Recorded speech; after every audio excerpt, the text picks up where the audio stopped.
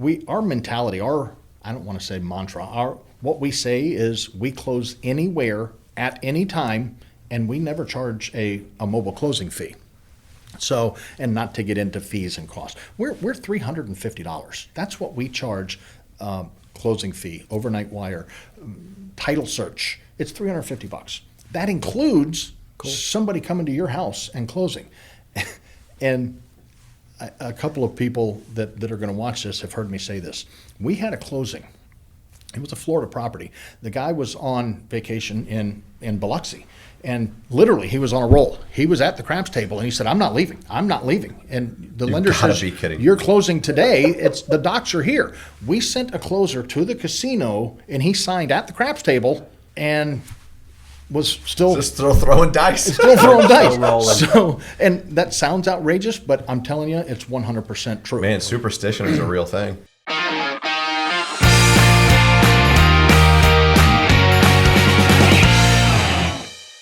Welcome to another episode of the Contacts to Contracts podcast. I am Bryan Lovell here again with our super duper awesome co-host, Mr. Johnny Jones. Wow, I got a duper. You just got promoted. Wow. Yeah, I was going to say, got promoted. You just got promoted. Thank you. But we have business cards next week. Yes. The duper.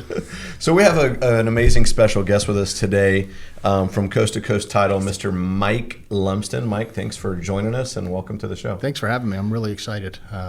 John reached out to me last week and said, "Hey, you want to talk about title?" And I'm like, "No, Mike, we're talking baseball today." Yeah, that's fine too. We can do that. Go back and talk about umpiring and all, your stats and all that stuff. I know more about baseball than I do titles. So.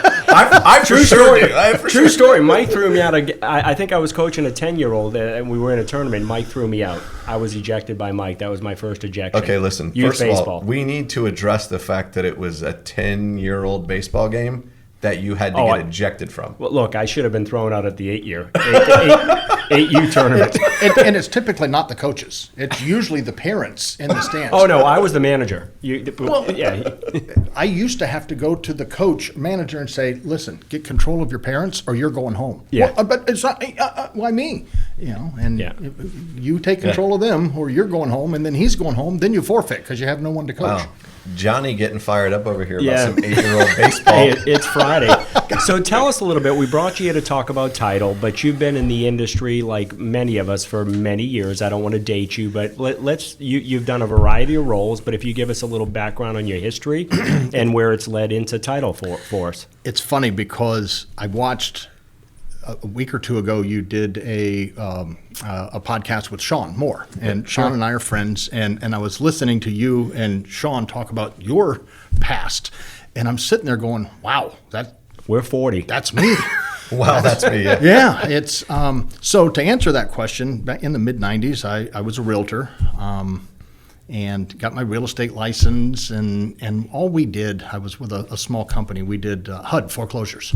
So every Friday we were sitting there waiting on the paper to come out to call HUD and schedule open houses. And my brother-in-law's brother owned a mortgage company, and he called me and said, you need to get in on the money side. So I was a mortgage broker for 9 years.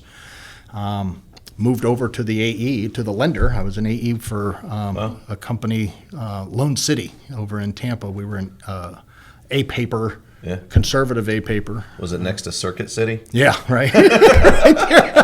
We brokered deals to Lone City back in the day, for sure. Remember implode.com? Yes. Yeah, the implodometer, yes. We were on there. Yeah. So we got a phone call. I was in a broker's office in Clearwater, and we've got a sales meeting at 12:15 in 15 minutes.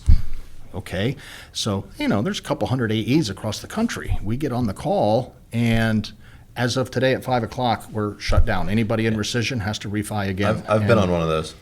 And the broker that I was in, the LO, says, "What happened?" And I told him, and he goes, "Well, what are you going to do?"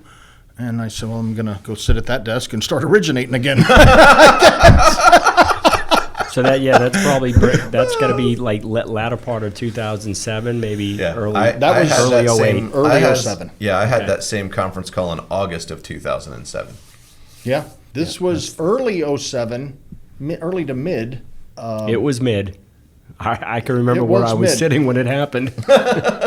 But I remember November of '07, I ended up getting out of the industry for a couple of years and went to work for a local hotel chain sales manager. Got back in on the title side about 10 years ago. So, Okay. so I've been in all four. I was going to say, you've quarters. done it all. You've been a real estate agent. You've been a lender. You certainly understand the plight of all of those and uniquely positioned to be able to serve both of those needs in title now. What I like about it is I do have the mentality of a loan officer, of a realtor, and I can help structure sometimes. There's no transaction is the same. There's a lot of different intricacies that go into it, and being removed from the mortgage side for several years, I still know, for the most part, what's going on in the industry, not the day-to-days, but I've got a real good idea. So I'm on the same wavelength as a lot of the LOs, as well as realtors that we work with. So for It helps. those of you that want to know, why do we need and why do we use title insurance? When did that start? And give us that background if you don't mind. I kind of thought we may go down that path, so I did a little research because I wasn't real sure. And it turns out in 1968, there was a transaction. Matter of fact, Watson versus Muirhead. It was in Pennsylvania, and Watson sold Muirhead a piece of property on a handshake. There was no title insurance.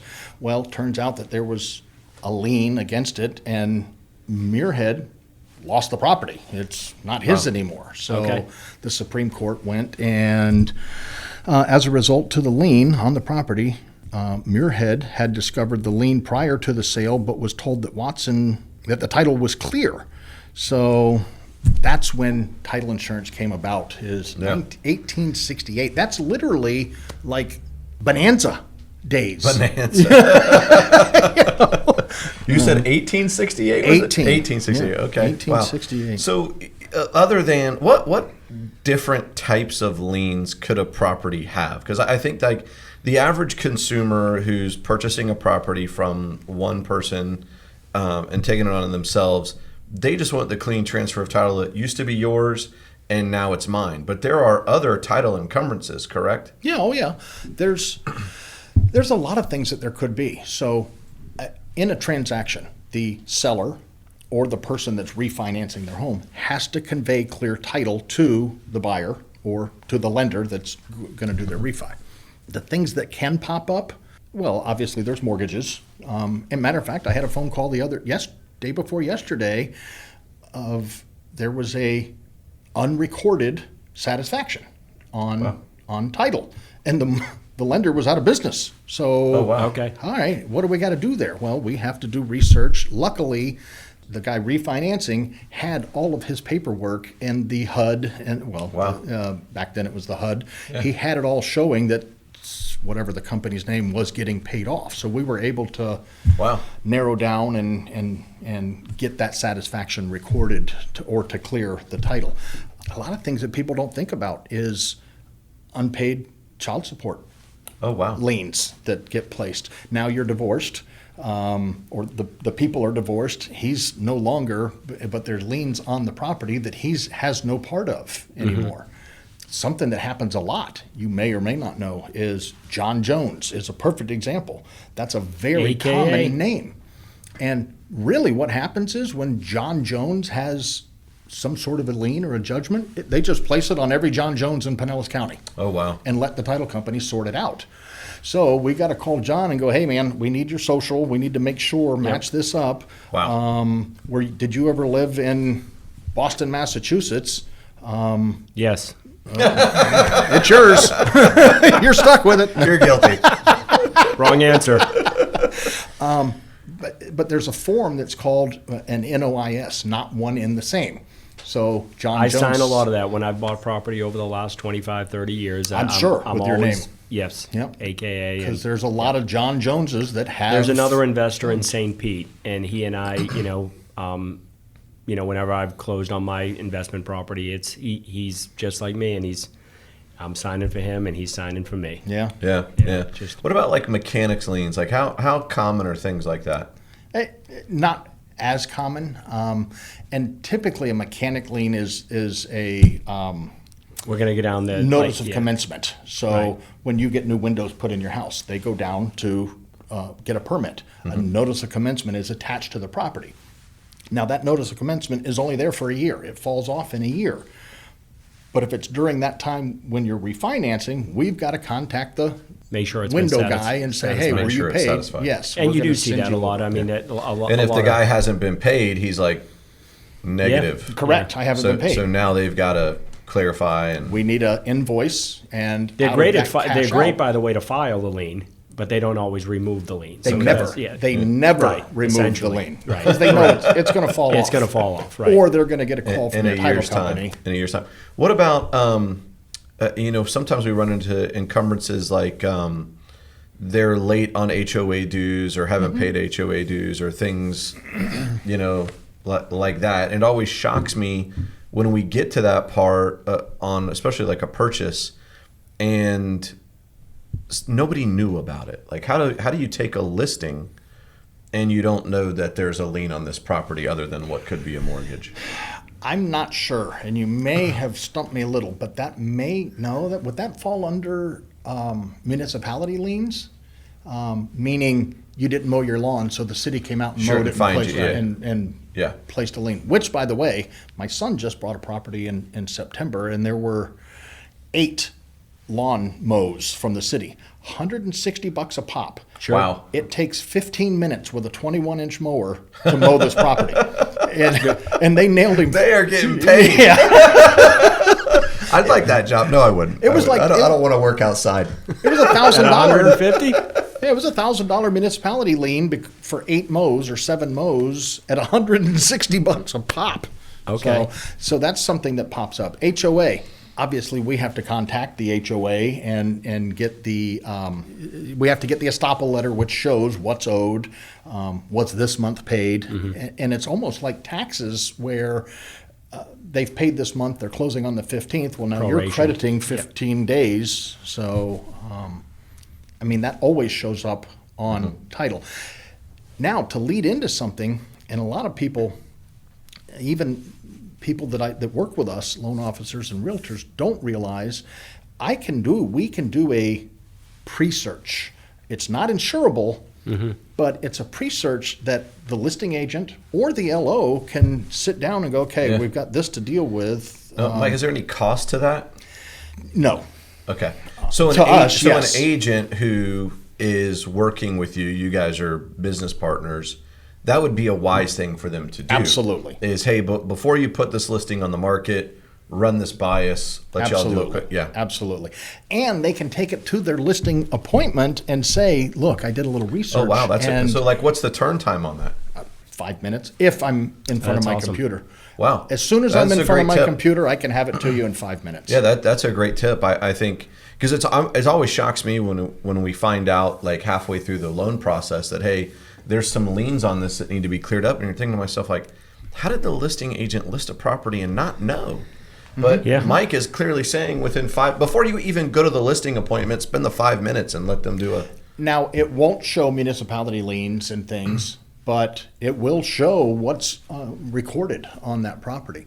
So it's So as a it's buyer, plus. title insurance is going to ensure that I'm protected. So once we close, if any lien pops up, I'm protected. Is that essentially what's Correct. happening? Correct. And most people don't think about this. Title insurance is the only insurance that insures the past. Everything else insures if you get into a car wreck, if a tree falls onto your house, or if you get sick. This ensures that nobody can come back and say, hey, I'm supposed to own 25% of that property. My grandfather said. Yep. Okay, well, there's On no that title handshake deal. insurance. Yeah, right. You know, it just makes me curious now. Like, I don't know that I've ever heard a whole lot of stories where somebody had to use the title insurance, like like, how does that all get settled and resolved? Well, our underwriter. So, regardless of, and we've got several that we utilize. So, if a claim comes up, something comes up, obviously the underwriter is contacted. The consumer has their owner's policy in their file cabinet, which I can get off subject on this. We also do digital. We'll we've got a portal to where they've got everything in a cloud. Okay. It's dual And they encrypted. can just look it up. Correct. It's dual encrypted. So, not to mention, when they do look it up, it shoots an email to the loan officer. And if there was a realtor involved, it shoots them an email and say, hey, they're, Nice. they're searching for their they're owner thinking policy. About listing. They're Yep. thinking about refinancing. You might I want to like call that. them. Very cool. Give them a call. Their wheels are spinning. So Yeah, very cool. then it's in the underwriter's hands. So at some as far point, somebody pays something out. Like how to? Yeah, I mean, if you look back in the day of the last market crash, we had people that were selling property, and in some cases, doing a transaction or 2 or 3 on the same parcel, and then splitting town. And by the time the title was recorded, back then, they weren't catching that. Essentially, You're telling me that you're filing almost instantly once the closing happens. we're very tech driven. Yeah. I like to say, and I say this a lot, we're a tech company that just happens to provide title insurance, really. At closing, everything is done. We're typically hands-free of a file within a week, maybe 2. And I mean, the customer has their owner's policy, they've got their survey, everything is done, it's archived, and we're moving on. I hear out there a lot that it's a month, 2 months, Yeah. 6 months. And that's the way it used to be. So it was Sometimes. that's an issue. Yeah. Yeah. We're done. We want everybody involved to have the closure Finaled. and have what they need. Right. Everything's recorded. Everything is e-recorded. It's $4.50. Boom, it's done at that day at closing. So Well, So we were talking about some liens that pop up, but talk about some of these home improvement liens, the UCC liens that we're seeing, and the PACE, energy liens that, for solar panels and whatnot, and how that applies or works with title. well, that is I don't know if slippery slope is the right word, but it's not a mortgage, but it kind of is. Right. okay. So, and really what has to happen is it has to be removed, but then they just put it right back on. Now, let's say it's a purchase, because the lender doesn't want it on there. But after closing, they have to be secured somehow to get paid for their panels. On a purchase, the buyer is contacted and says, hey, there's whatever, $18,000 owed on these panels. Will you assume that? Yeah, okay, it's signed, it's removed, or document is whatever, it's documented. So it's a tricky one because it's not a mortgage, but it kind of is a mortgage. It's attached to Yeah. Right. your property. Yeah. So basically, somebody puts some solar panels on their house. They finance the solar panels. Yep. It's recorded as a lien, the financing for the solar panel. And so those solar panels convey with the property, obviously. And that's where the sticky wicket comes in. Yep. Correct. John, you've got this smirk on your face like there's more to the story. Yeah, my understanding is that if it's a specific PACE lien, that has to be paid prior to the selling of the home. Okay. So that's the sticky part there, and we've run into cases where if the seller doesn't disclose that, and they often don't realize that, they can't. It's not sellable unless they can satisfy that, show it paid off in full, and then they're able to close on the house. They can't do it simultaneously. Or removed. Or removed. Okay, so my question would be then, does the new homeowner take over the payments? Is that what the deal is? Yes. Is that okay? Yeah. They're agreeing to, okay, we've got solar, so. I can see that being a problem. But if you think about it, and I'm seriously The problem lies considering- in you're telling somebody to remove something, and then they're telling you in 30 days they're going to put it back on, and you want to make sure you're closed and recorded. Yes. So you're in first position. The bottom before line that. is correct. And the trust factor is, Yep. are they going to really remove and hold for 30 days, or are they going to remove and file before I can file, and they jump in first place? So why couldn't it just subordinate? And they will. And it's got my mind, wheels spinning. I'm not operations. We've had it come up recently in a couple refis, and they're explaining it exactly like we're talking about it. They're going to pull it off for 30 days. We're going to close our refi. They're going to put it back on, but Which allows you to be in first place. Yeah, right. Yeah. It That's the gets a whole- little sticky. But they do have the option. Couldn't they just pay it off with the proceeds from the refinance? Sure. Yeah. Okay. Yeah. Or the proceeds from the sale if you're Yep. the seller. Yeah. Yep. Okay. Mike, what are some of the things that can pop up that we might be surprised about that could delay or prevent a closing, other than some of the stuff maybe we've already talked about? Nothing. Well, That's it. You know, you've got to make sure all parties, are able to sign at closing, right? You got to make sure that you have a seller that's not out of the country, that somehow shows up, that's incarcerated. I know back in the day when I was originating, I had that issue, and it delayed a closing. Well, a spouse just, it had been years, and they weren't legally divorced. He was still on title, and he was incarcerated, and it ended up, we find out 3 days before closing that, wait a minute, it's going to take a week and a half to... Because you got to get documents get it in and notarized. Down to the prison. Right. Yeah. Here's a plus to that, if I may jump in. With technology now, because the word POA has been brought up before, power of attorney. Sure. They're almost a thing of the past, because, and there are some cases with a power of attorney where it's needed, but with RONs, remote online notaries, you're literally sitting in front of your computer. The closer is sitting in front of their computer. Hold up your driver's license. Okay, screenshot. That's in the file. They're watching them sign, so they can be in Bangladesh, and we're here, and there's a closing. So, however, if they're in Bangladesh, where do they have to go to make that closing happen? Can they do it actually wherever they're at in they're Bangladesh? sitting in their hotel room. Okay. Yeah, Wow, correct. So they wouldn't have to go down to the embassy or something like that. Now, it does go through a portal. And there's a couple of companies, and I'm drawing a blank. One of them, they're out of California, but there's encryptions. It can't just be Zoom. Wow. But it's So similar platform to Zoom. So it sounds to me like we literally could be heading towards an environment where you never actually go to the title company to... Oh, we're not heading there. We're there. We're there. Yeah, it's happening. It's been here for a few years. it's interesting to me because you would have thought like COVID would have sped this up. Right. And I would still, the majority of closings today still take place, I would imagine, at a title office, although maybe they're in the parking lot or something like that. I know there was a lot of that going on during COVID where, hey, you're not allowed to come into the office, but we'll have you sign these documents drive-through wise. You would have thought that would have got sped up quicker.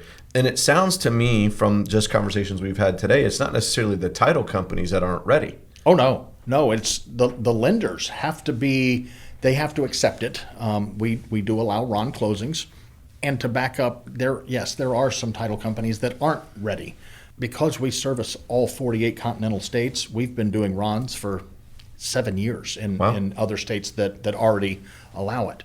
But, and I wanted to mention this too, we had another one at 2 a.m. at a truck stop in Ocala. He was a long-haul driver heading from, I think, Michigan to Miami, and that's where he was stopping. Our closer went to the truck stop at 2 a.m. and signed him. We close anywhere at any time. Wow, that's pretty remarkable. So let's tell us different ways to hold title, whether it's a married couple or say you and I buying a piece of property. What are some options for us as far as protecting us? Well, there's really three, and then there's a couple more, but sure. The most popular is joint tenants with rights of survivorship. So we're Husband and married. wife, married. Husband and wife. I pass away, it goes to her. Or the five of us, everybody in this office Have an agreement that we're and good we with all that. own title, or we all own a property. Well, we're all on title. I die, it goes to the remainder. You die, it goes to the remainder. So it keeps going to whoever's left. Joint tenants with rights of survivorship. So tenants in common would protect us that if I died, it would then be willed to my It gives estate you the right to leave it to your and spouse. protect my estate or my spouse or a third party. Other than just following into It gives the four partner the remainders. right to leave their share of the property to any beneficiary as a portion of their estate, and it typically has no rights of survivorship. That's tenants in common. Yeah, I think that's important. A lot of folks that maybe they're on a second marriage and they have children back up north and they come down to Florida, or maybe they're not even married, but they buy a property. They assume closing jointly is the best thing for them, when in fact it may not be. They may have a verbal agreement that they're going to split their estate and half go to one party and half go to the other. If they're not careful how they buy the property and hold title, you can find yourself essentially in trouble if one passes. I had a call that from case. an investor the other day. He and a buddy are buying a property. Actually, they're buying a couple. But he said, how should we hold title? I said, you really need to contact a probate wills trust attorney, because joint tenants with rights of survivorship, you die, it goes to him. Your wife and kids get nothing. Right. So joint tenants with rights of survivorship, married man, then that starts bringing in. But what if you and your wife pass away in a car accident? Now your kids are out in the cold. So you really need to get If you're an investor and partnering with a non-married spouse, you need to have tenants in common in title, and you need to have a will drawn up and Yes. make sure you're protected and know you where and that your family. part of the estate And goes. the same for the other side. They need to protect their 100%. And interest in many their cases, family. that involves some life insurance, essentially, as a buyout to protect the other party, so they can continue to make the payments to sustain the property. You've also got tenants by the entirety, it's very similar to joint tenants with rights of survivorship, but neither spouse can sever the tenancy, if that's the right word, by selling their interest. So those are the three most popular. I think the most popular is joint tenants with rights of survivorship. I don't want to throw out their life estate. You run into that? Operations does. I don't hear it out being sales. I'm out Right. in Yeah. realtors and loan officers' offices. No, so in a case where, let's say, you and I buy a property, I pass away, we might have it in a life estate where it allows you to remain in the property. Correct. For the rest of your life, and then essentially at that point, the property then passes to the heirs. Heirs. Yep. Okay. Right. Those are few and far between, but again, my outside sees that more than what I hear The about it. importance of something like that is I keep going back to somebody coming here. The intent is both parties are going to split the proceeds, but you don't want to have to force on the death of one. You don't want to have part of the estate try to force the money or a sale of the property while the other one's residing there. That's why, we see a lot of folks who want to take ownership in properties in like LLCs. Especially like an investor who's doing a conglomerate, 4 or 5 investors together buying up properties. It gets a little bit more difficult when we start looking at it that way. Well, that's shifting gears. So a story it came up a week ago is we had a case where somebody had an LLC and they went to refinance. Okay. So they had to get out of the LLC Yeah. to do their. And so guess what happened during that window? I'm assuming something bad. So Something really bad happened. So he had a tax a lien. lien was put on it or something. Yep. And that person that party was waiting. As the second that he popped You've off, got yep, to be kidding it me. slid into place. Was it an on- investment property? That I'm not 100% certain of. Why do you think was that yours or No. You've got my wheels spinning. not yours? But I mean, was it a deal you? Yeah. No.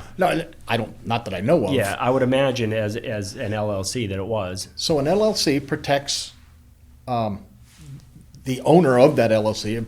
If I have an LLC, it protects me. If I've got a child support lien or tax lien, it Can't can't attach. attach because Correct. it's under an LLC. Correct. But if it's a primary residence, most liens can't attach unless it's a federal type lien. They can't attach to your homesteaded property. Correct. So I'm assuming that was an investment property.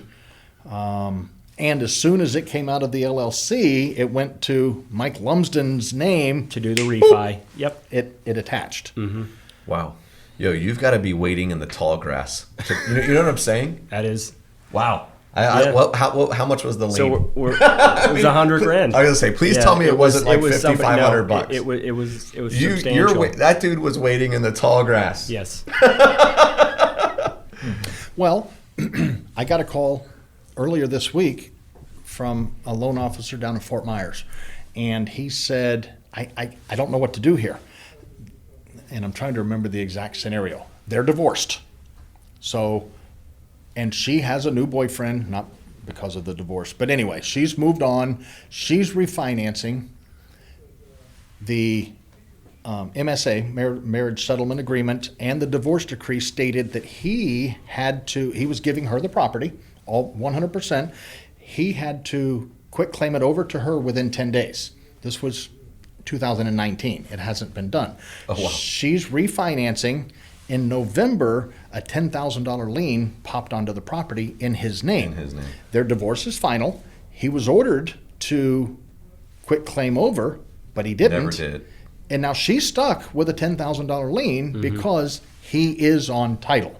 Even though there's documents from the court stating that you're no longer divorced and he's supposed to be off. But That's going to cause some drama in your life. Yeah. That's going to cause some drama. So she's stuck on this refi. She's going to have to pay that $10,000 lien and then go after him personally for it. But that's a pain. Yeah, that's a pain. That's a lot of moving parts. Yep. Well, gents, is there anything that we haven't talked about today that we want to do before we move on? Is there anything, Mike, you wish we would have asked you we haven't asked? We were talking, and I want to give you a scenario of something that happened. And if this is something where title insurance would have helped somebody. So, and this is a personal friend of somebody in the company's. He bought a piece of land, a property for $80,000 on a handshake.